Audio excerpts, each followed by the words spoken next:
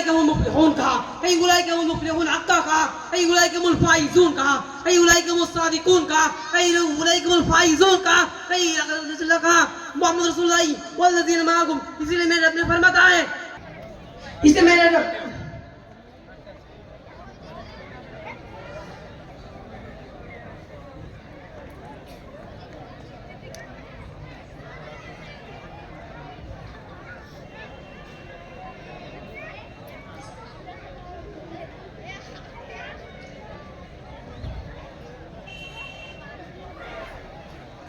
इक्तिदा करोगे, हिदायत पालोगे। एक और जगह जनाब सैयद मोहम्मद मुस्तफा सल्लल्लाहु अलैहि वसल्लम फरमाता है कि जिसने मेरे सहाबा से मोहब्बत रखी तो मुझसे मोहब्बत रखी, जिसने मेरे सहाबा से दुश्मनी रखी तो मुझसे दुश्मनी रखी।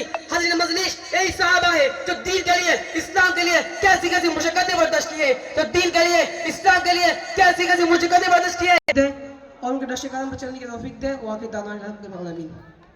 মূল স্টেজে এখন শুরু হবে অ্যারাবিক নাম, আরবি গাজল। এই বিভাগে যাদের নাম আছে তাদের সকলকে স্টেজের বাম পাশে